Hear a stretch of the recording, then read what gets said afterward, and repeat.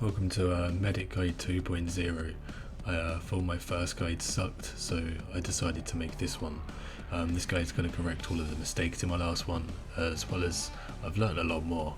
I'm going to show you guys the most optimal dung placements possible, and we're going to kick things off with a BGS spec and 2 fang hits. Then we're going to run to the start tile and switch into our bowfer. Crossbow's better, but don't have one. Bowfer switch here onto the start tile. This starting spawn here never changes, that's why the first one's always going to spawn. Now they're always going to spawn clockwise around the room, and you're going to get 1, maybe 2 fang hits most of the time. So after placing that first line of dung on the start tile, you're going to want to start placing all of your dung where I'm standing right now until that creates 2 straight lines. And the reason we stood on the starting tile was because of that reason. It has created 1 straight line, which allows us to get a few extra dung placements.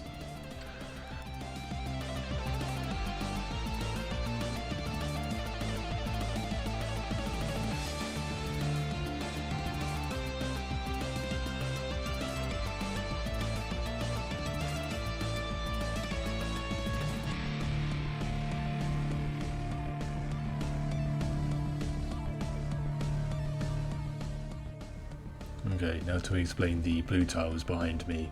For your next placements, you're going to want to go in number order on the blue tiles, and tile 1, 2, 3, 4 and 5, with the one exception that you're going to place twice on tile number 1.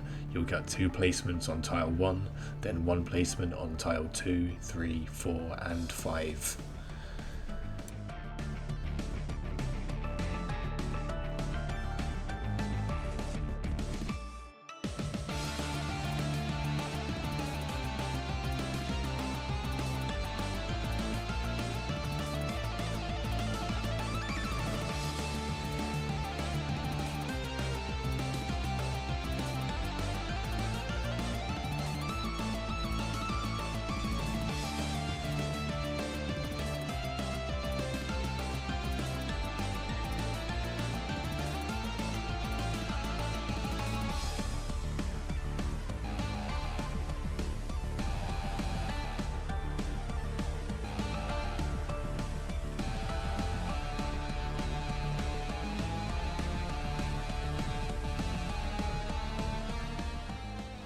As we kill the boss at the end of phase 1 here, we are not going to have the melee trapped. We are going to fight it with our fang against the southern wall, and as you can see there, I actually attacked it with my range prayon still.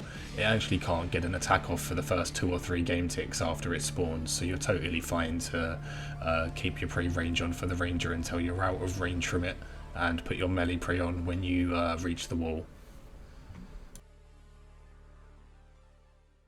So if you kill the melee pretty quickly, you're fine to just stick your range prey on, run around and kill the ranger with your fang. But in the case like this, where the boss wakes up and you're not finished, or you're just finishing, it's not worth risking it. The first line of dung is going to be coming pretty quickly, so you're just going to prey range, stick on your mage gear, and you're going to wait for the first line of dung, and you're just going to place it anywhere in front of that number 5 on that row, as all of the next lines of dung there will just create 1 full straight line until you reach that orange marked tile, which fully traps the melee.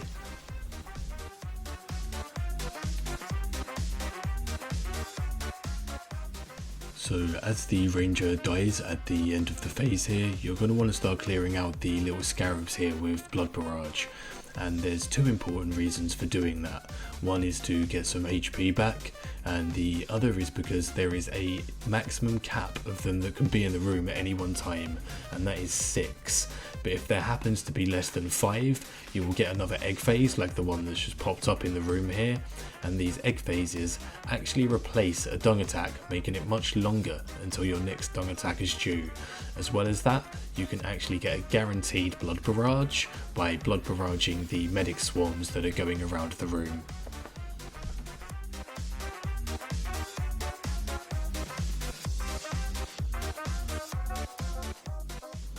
So after placing the next line of dung, you're actually going to want to place the one after that on the orange tile, which I failed to do in this video, which is a good example. If you stand in front of the boss, it'll just kick you out diagonally from the corner, but if you stand 2 tiles backwards here, it will create that straight line, perfectly trapping the melee, and we'll show you what happens here in this case with me.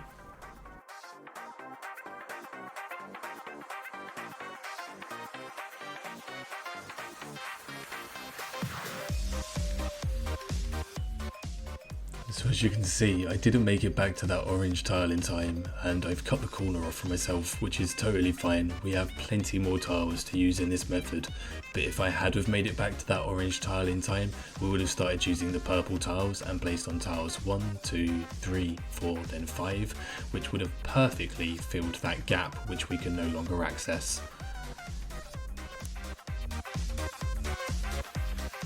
I've transitioned back to the north side of Kephri now, and basically you're going to want to do that as soon as you have the same amount of dung on the southern side there. Once you've reached that 5th purple tile on the southern side, you're not really going to want to cut yourself off from the arcane just yet, so you're going to want to come round to this northern side, and you're going to keep placing dung here until you have 2 lines of dung along the side of the start tile.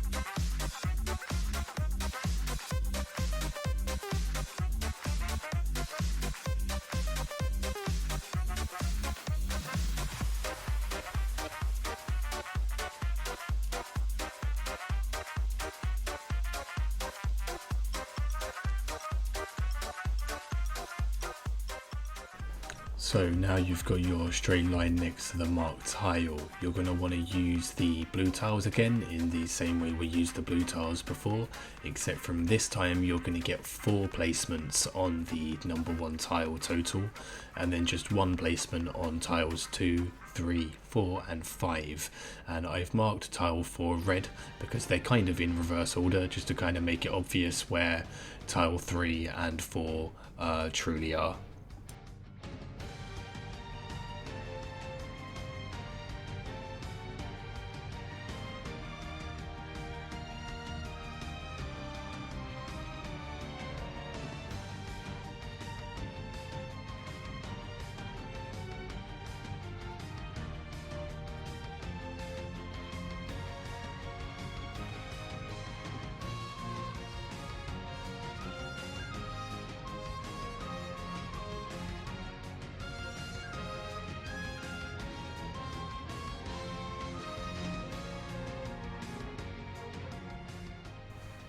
Okay, so coming into phase 2 with the arcane, you're totally fine to phase it on the wrong side with the ranger.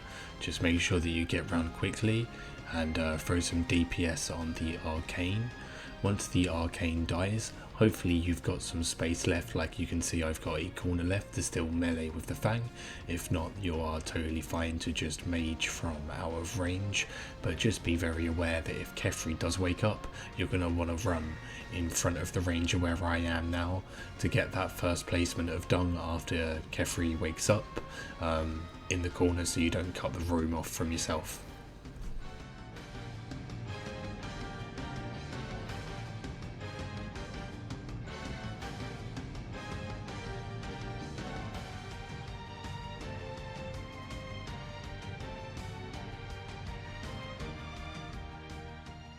Also, again, not forgetting to take out those little scarabs at the end of the phase, just to give myself full HP plus the extra egg phase going into the next phase.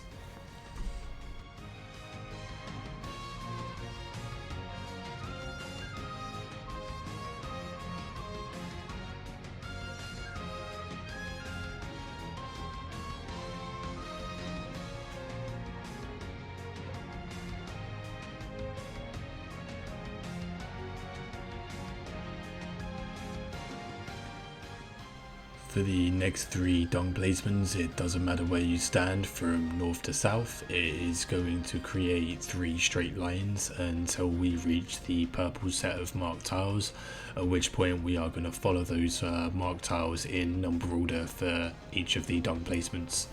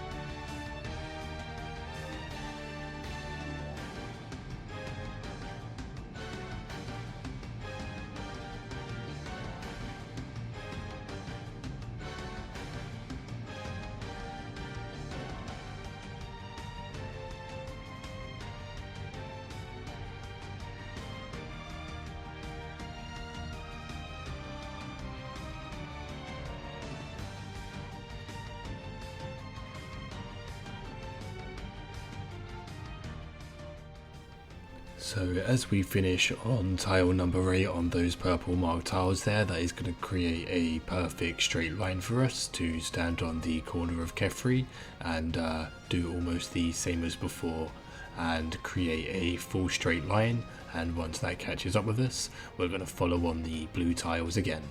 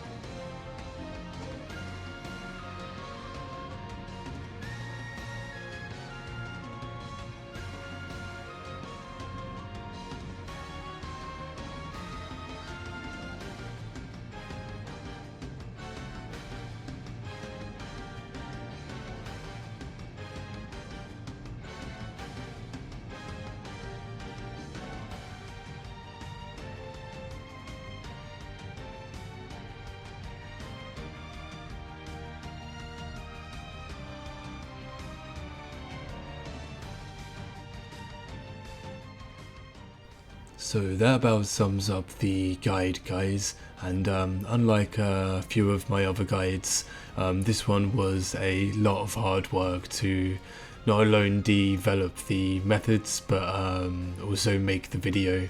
And I don't normally ask for a like and a sub, but if you did like the video, then please do drop a like and give me a sub, because I'm planning to release a lot more content like this in the future. And on that note, guys, it's always a pleasure, and I'll see you on the next one.